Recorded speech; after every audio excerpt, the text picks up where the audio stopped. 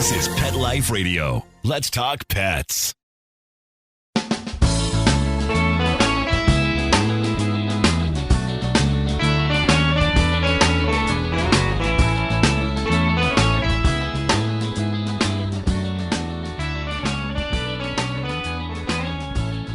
Welcome to Save a Pooch on Pet Life Radio. I am Beverly Isla, your host.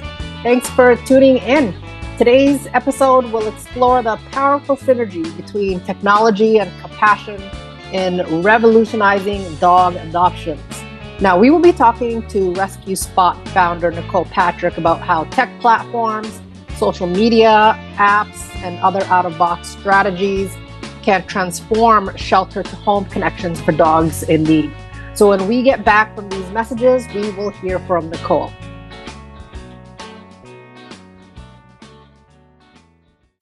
Take a bite out of your competition. Advertise your business with an ad in Pet Life Radio podcasts and radio shows. There is no other pet-related media that is as large and reaches more pet parents and pet lovers than Pet Life Radio. With over 7 million monthly listeners, Pet Life Radio podcasts are available on all major podcast platforms. And our live radio stream goes out to over 250 million subscribers on iHeartRadio, Odyssey, TuneIn, and other streaming apps. For more information on how you can advertise on the #1 pet podcast and radio network, visit PetLifeRadio.com/advertise today. Let's Talk Pets on PetLifeRadio.com.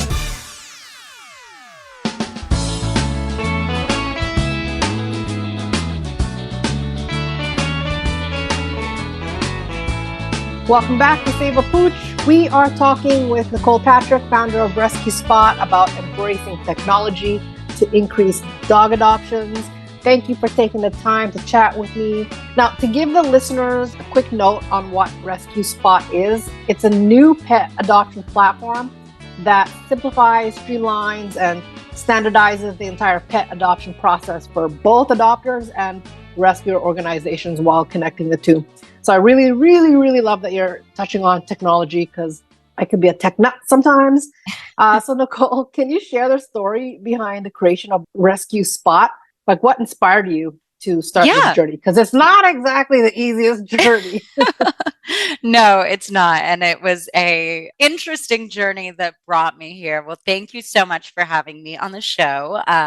Very excited to be here. And so the way that I started Rescue Spot was just my entry into, I guess we'll start with my entry into the rescue world. Growing up, I was an actor. I was really interested in animal welfare. I sort of, as a child, wanted to be a veterinarian, but my family worked in film. So I started acting in film and TV at like 10 years old. When I graduated from high school, I still really had a pull of wanting to work with animals.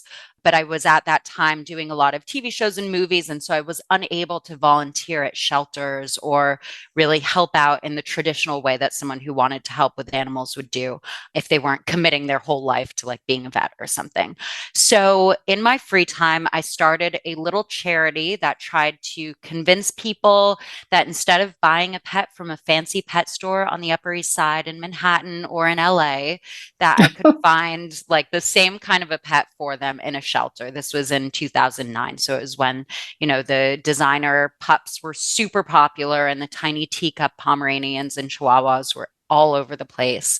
I started to learn a bit about pet stores and puppy mills and how terrible they were. And I heard so many horror stories from friends who bought a pet from a pet store and then the pet was super sick. I ended up going through the same experience. I had been trying to rescue a pet from a pet store. She was super sick. I tried to bring her to the ASPCA and she ended up with me in the ICU at a pet hospital for like 3 months. So, I found out about pet stores. I started this little charity and what it was me and all of my free time trying to help people find adoptable pets in shelters. And I thought, okay, well, there's tons of adoptable pets in the shelters. This should be pretty simple. And I quickly learned that it is very difficult to adopt a pet. You have to fill out so many adoption applications, and then you have to wait weeks to hear back from the rescue or shelter, at which point 9.5 times out of 10, the pet has already been adopted. And usually the listing that you saw online was super outdated and the pet had been adopted months before, but the rescues are so busy, they're just not able to keep them up to date and listings up to date. And so for this charity, I probably had like 15 people in a year or 2 years that I was trying to help, and probably filled out, I don't know, maybe 15,000 pet adoption applications, like an insane amount of Wow. applications. Every single day, every free minute that I had, I was just filling out applications, trying to get pets adopted. I got about 15 pets adopted.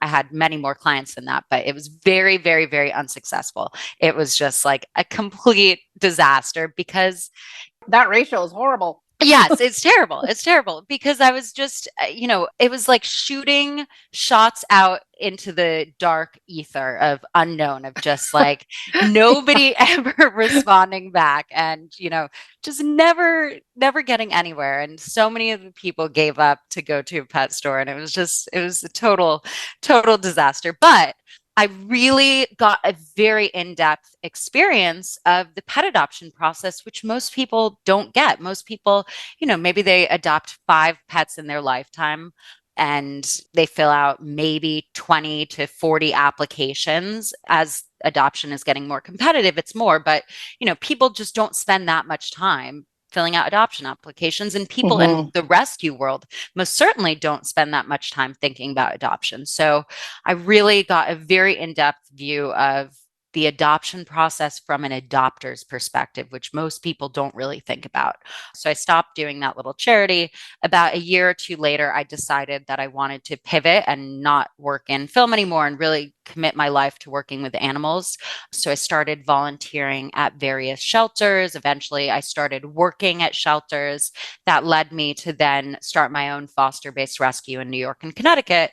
And then I was really seeing the other side of the coin as to why it was so difficult to adopt a pet, from large organizations to small organizations. And that's because these rescue groups and shelters are mainly run by volunteers. They lack the time and resources and manpower to keep up with all of the applications that they're constantly getting, all of the listings that they have to update, all of the references that they have to reach out to and play phone tag, and on top of that, finding foster homes and raising donations. And those are all things that they're doing while they're also caring for these living, breathing creatures, which, essentially are like toddlers and always are having problems and getting into trouble, and, really require a huge amount of commitment and effort and work. And so the system that's in place is sort of broken because you've got so many people, especially nowadays after COVID, that pet adoption is so popular.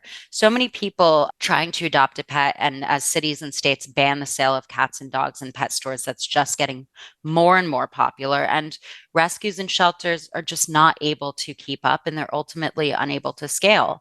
So when I started my own rescue organization, when I started my foster-based rescue, by then I had already worked at a few different rescues from large to small. I'd experienced all of the shelter management softwares that were out there, and I was really frustrated. I was still spending like 30 hours a week between myself and volunteers reaching out to references, and they never, no one ever answers a phone call from someone that they don't know nowadays, and it's impossible to track people down. And when you've got a cute golden retriever puppy or a very highly adoptable puppy, you can easily receive hundreds of applications within, one day of listing that pet online.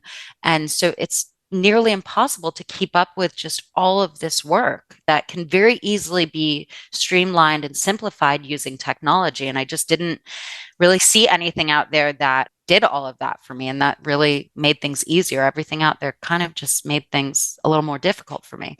So I created Rescue Spot about 2 years into COVID, or about a year into COVID. I came up with the idea for Rescue Spot. I started just playing around with different concepts of it, speaking to a ton of rescue organizations as well as adopters, and seeing, okay, what do you really want to see in some platform that does it all for you? And then we raised the money for it and we launched it. And what it is for adopters, they're able to go onto a website and see all of the adoptable pets in their area from all different rescues and shelters, and they fill out a one-time universal application that they can use to instantly apply to any pet on the platform. It's kind of like the common app for colleges, but for pets. They're also able to apply to foster any pet on the platform. So nowadays, there aren't really many ways that you can Nope. find it. Nope. Yep. There's not many resources for fostering. It's like, okay, you've either got to go on Instagram or Facebook, or maybe if you can find a rescue that has a Google Sheets application to apply to foster. So on Rescue Spot, you can apply to foster. You can instant message with the rescue organizations. You can see the status of your application, if it's pending, if it's been denied, why it was denied. You can donate to any pet. You can see volunteer opportunities in your area. And then once you're approved to adopt or foster a pet, you can pay all the donations through the platform, sign all of the contracts, receive the medical paperwork, purchase pet insurance, everything from A to Z for adopters and fosters. And for rescue organizations, it's total shelter management software. So they get a website style profile. We are able to filter through applications for them. So if they don't want to see any applications for people who don't plan on spaying and neutering their pets, they can check that off and not see any of those apps. They're able to see references. So with every application that a rescue receives, they get 3 to 5 verified references and reference statements, and just a ton of other things that simplify the adoption process for rescues using technology that already exists and is very simple to do. Of course, finding fosters, and for rescues doing everything from A to Z with adoption, and bringing adopters, fosters, and rescue organizations and shelters together. That's amazing. It sounds so thorough. We put a lot of research. Oh, I bet. Now, these rescue organizations that are on that platform, I'm assuming they would obviously have to be a partner in it. Correct? Yep, exactly. So just like a rescue might advertise their pets on Pet Finder or Adopt a Pet, it's the exact same thing with Rescue Spot. Okay. And obviously the difference is you seem to cover a lot more bases. Yeah, especially for the adopters, just giving them more support with the adoption process, and then for rescues with the shelter management software. Awesome. Now, technology, like in this industry, technology is a small slice and compassion is the main slice. How do you strike a balance between leveraging both and maintaining that human element in the adoption process if everything now is digitized? Yep, that's a great question. So one of the big things, just as far as Rescue Spot and our technology, is the ability for rescue organizations and adopters and fosters to chat through the platform. I like that. Yeah, it really simplifies things, because currently, if you want to adopt a pet, you've got to email them, you've got to call them, and that just creates a snowball effect for the rescue organizations of everything getting clogged up and having to keep track. With the chat feature, it makes it a lot easier for rescues and adopters to just quickly speak about, 2 or 3 things that they might want to know more about the pet. It simplifies everything and sort of clears up their inboxes. For rescue organizations and for adopters, it gives them an opportunity to actually speak with the rescue organizations and not just, say, okay, I'm going to fill out this application, shoot my shot, and see if they get back to me. It gives them a chance to sort of speak with them. So that's how our technology really keeps that compassion.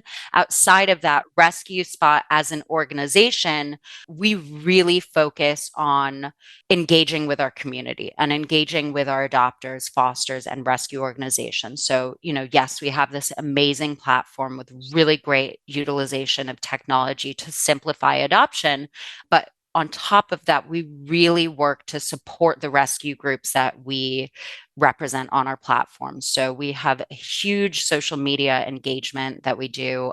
Every rescue that joins gets a ton of different perks that we give them through social media and through different partnerships that we have with influencers, which I'm sure we'll get into a little bit more later. So you're basically doing promotions for them. Exactly. Exactly. Yeah. Yep. And so our goal is to, because of course technology can be super cold and super almost defacing of them as an organization, and just here's a group of pets, who am I going to choose? So we really want to support these rescues and make sure that people learn about them, learn about why you might want to adopt a kitten from one of the rescues that we work with, Baby Kitten Rescue, that specializes in neonatal kittens and special critical care kittens, that might really speak to somebody.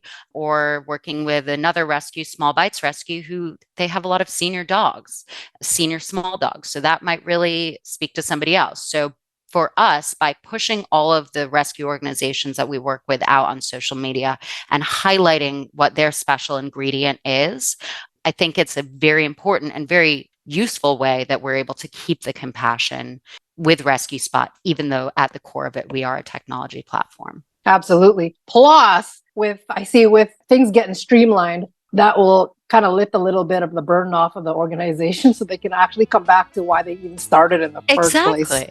Exactly. And get back So that's to awesome. Adopting more pets and pulling more pets from high kill shelters. Yeah, that's great. Well, we're just going to have a quick break, and when we get back, we'll continue talking with Rescue Spot founder Nicole Patrick. Molly, here's your dinner. Zeus, that's not your food. Don't let that happen to your precious cat. Elevate your cat's eating experience with the Cat Tree Tray. The Cat Tree Tray keeps your cat's food off the floor and conveniently located on the cat tree. It's the perfect way to eat. It's a beautiful wrought iron tray that easily attaches to your cat tree and keeps dogs and other critters out of your cat's dish. A must for multi-pet households. There's a 6-inch tray for large bowls and a 4-inch tray for smaller bowls. Purchase your Cat Tree Tray today. Go right now to cattreetray.com. That's cattreetray.com. CATTREETRAY.com. Let's talk pets Let's talk pets on Pet Life Radio. Pet Life Radio. PetLifeRadio.com.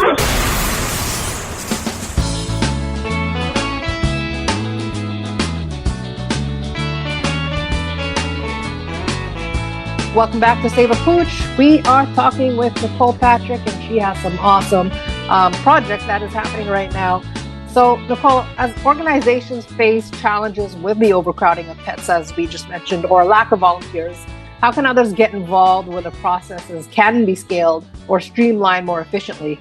Yeah, so this is sort of a two-sided question. For rescue organizations to scale things and to simplify and streamline things using softwares like Rescue Spot, just to harness the technology that's out there to simplify things like not having to reach out to references and being able to filter through applications can take a process that may have taken volunteers 30 plus hours a week and cut it down to less than 45 minutes by just saying, I don't want to see any applications that say this, and that. If you've returned a certain amount of pets to shelters, you can get so many crazy applications with rescue organizations of people that are like, I've given up 15 pets and I don't have landlord permission. And so just being able to cut those applications out and use our technology to really get to the core of the best possible application for each pet as quickly as possible is one way that we do this. Another way, though, more for the general public who are interested in helping out and interested in giving their time back to rescue organizations when maybe they can't volunteer in a more traditional way, is really thinking out of the box. We see, nowadays we see people who are pilots and they donate their time to taking rescue pets from high kill shelter areas and bringing them to rescue organizations where there might be a larger demand for them. Photographers who use their social media skills for photography to take photos of adoptable pets and make them zhuzh them up a little bit. You'll see the adorable like pit bull photo shoots with flower crowns, and those things really make a huge difference for rescue organizations when you've got good photos. So people using whatever their skill is, whatever their special passion in life might be, and bringing that to rescue organizations and shelters and saying, hey, I'm really great at fundraising, could I help you? Or hey, I've even bringing your workplace into it. I've got an office place. Maybe could we do an adoption event and sort of puppy meet and greet there?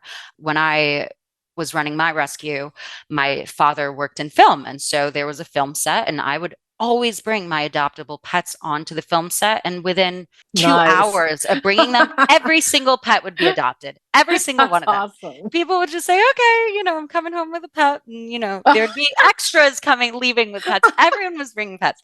So if you're creative and you say, hey, I have a sewing group, I'm going to invite the ASPCA, local ASPCA or SPCA to bring all their kittens today and just have a little kitten sewing chat. That's a really great way that you can support a local rescue without having to donate the time that you might not have. Especially nowadays for the young people, we really try with Rescue Spot. Like I said, we really try and utilize social media. So yeah, you mentioned the influencers. Yeah, so we team up with a ton of influencers. Gabby Epstein is our chief brand and social impact ambassador. So she's the head of this program. She's got over 3 million followers. She's passionate about pet adoption. She rescued her dog from the Asian meat trade, and she really wants to utilize her platform for good. And so she's the head of this program with us. She brings on tons of different influencers who all are, have different niches, but want to use their platform for good. And I think that a lot of times it's difficult nowadays to find a way to do that without getting sucked into the consumerism of it, of like, okay, Right. well, I want to help out a brand and they're doing a fundraiser, but at the end of the day, a lot of the money is going to go to fueling people purchasing the clothing from the brand, things like that. So with Rescue Spot, the really cool thing is that at the end of the day, like every piece of effort that these influencers are putting into promoting Rescue Spot is going into getting pets adopted or pets fostered and teaching their communities. So we have, for every rescue organization that we work with, they get featured with some of our influencers on their Adoptable Pet of the Week. We also do influencer events each month. So each month we have events at different influencers' houses. Kylie Campbell is sort of the head of this, and she does a lot of them at her home. And we've got about 15 influencers with everywhere from 100,000 to 4 million followers. We have a different rescue each month, and they bring their adoptable pets. We do a fun activity like puppy yoga or a spa day, and the rescue organization speaks about their group and what's special about them, how people in their community can give back, whether it be through fostering, through volunteering, through doing a photo shoot around the pets, through doing a fundraiser, drives, anything like that. And then throughout the month, the influencers sort of pump that content out to their followers and show their followers how that they can engage and support that rescue organization. So with us, I think really harnessing the younger generation that want to give back has been a very successful route for us to get these pets out there, especially because so many people want to help. They just don't know how. And it's difficult. If you Google volunteering with pets in your area, there's 50 different sites that come up. They're kind of all dead ends or fostering. It's impossible to find, like we said, a streamlined place to find fostering opportunities. And so through using influencers, and especially micro influencers too, that have a small, micro influencers are a great way to get in contact with communities and just harness the power of community through social media. Exactly. And I find the micro influencers, a lot of their, I'm not saying all, but the ones I've seen, they tend to have more engaged followers than some of the mega ones. So that's awesome that you're taking like both approaches. Exactly. Exactly. Yeah, you're so creative with what you're doing. I love that, because the younger generation is, they can bring a lot more out of the box ideas. I'm not saying that the traditional rescues are geriatrics or anything, but it's always good to bring in different decades of experience here. So that is super. I love it. I love it. Thank you. Now you mentioned you did foster, but starting a foster-based rescue is a huge undertaking. So you've done it. What advice do you have for individuals who are passionate about doing such initiatives? Yes. Yeah. It is a very large undertaking, emotionally, financially, in just every single way. But it's also the most rewarding in my opinion, the most rewarding thing that you can do. So I would definitely say do not go into it blindly. It will not. So often people want to do good and sometimes will jump before they think. And in this situation, it is not smart to do that. In some places in life, it's smart to just, jump and don't look, not with this. I would definitely say volunteer. Volunteer with rescue organizations. First of all, if you're starting a foster based rescue, you should be fostering a lot beforehand. Fostering with other rescues is an amazing opportunity because you, in a way, get to run your own rescue without the responsibility and commitment of running a full rescue organization. So it's sort of a mini crash course. So I would definitely say before you try and start a rescue in your area, you should at least foster 50 pets. Through doing that, you will learn so much. You will encounter so many different situations that are great. They're not to say that it's going to turn you away from it at all, but it's a way that you can encounter these situations that inevitably you will encounter on your own, but you'll have a rescue behind you to guide you through it and say, okay, you've got a parvo puppy. This is what you need to do. This is the cleaning that you need to do between the pets. This is the vet that we're going to send you to that we'll pay for, but we'll, work with you on getting this pet back up to speed with their health.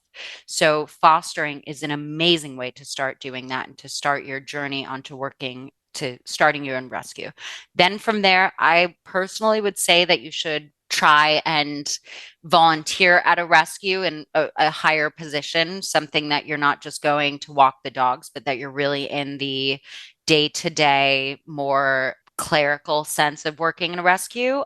If you can get a job beforehand working somewhere, that would also be a really great eye-opening experience. One of the nice things is that so many rescues and foster-based rescues are run maybe by one paid staff member or by a founder, and the rest are volunteers. So you can get a huge amount of experience in a relatively short time just because you're probably going to be their jack of all trades and doing 15 different things at once for a rescue organization if you're working for them.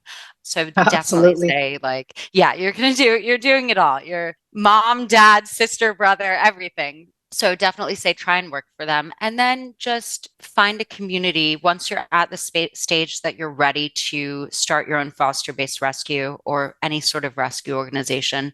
Really get involved with your community. If you can find 15 people who will be rock solid fosters for you and that they will be there with me through thick and through thin, that's setting yourself up for a very successful rescue. If you can say, just these 15 people I know and maybe 10 swings who, if a foster has to go on a vacation or if something happens, they'll be there to jump in and help out. You've got a really nice foundation then to be able to save 15 pets a month, 15 pets every 2 months, which at the end of the year is over 130 pets, which is a huge amount of pets to save. So getting involved with your community is another massive way that you can prepare yourself for starting a rescue of your own. For sure. Plus, like the connections that you make within that experience, it'll be valuable. Yeah. Now, what trends do you see emerging in the field of dog adoptions? And clearly you've tied in technology, but how do you envision technology further playing a role in these changes coming? Yeah. So I go to a lot of conferences that, you hear hundreds of speeches of all these companies who've done very high level studies on technology and pet adoption. And I have to say, as more and more cities and states are banning the sale of cats and dogs, and now it's hundreds of cities and states. Just last week, Oregon banned the sale of cats and dogs in pet stores. It's a race for technology to catch up with the demand of pet adoption, because pet adoption is just like totally in the dark ages still. If you want to adopt a pet, it's such a fragmented process. So I truly do think that Rescue Spot is the most cutting edge adoption platform out there because you can do everything through us in such a quick amount of time.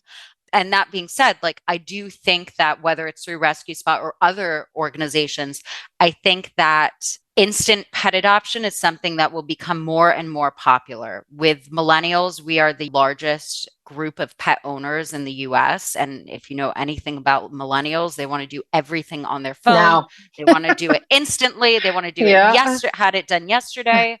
And so I think just we're going to see a lot of technology that pops up supporting the facilitation of pet adoption very quickly, geared towards young people. Another thing is like tying in telehealth. Telehealth is becoming huge. People don't have time to bring their pets to the vet.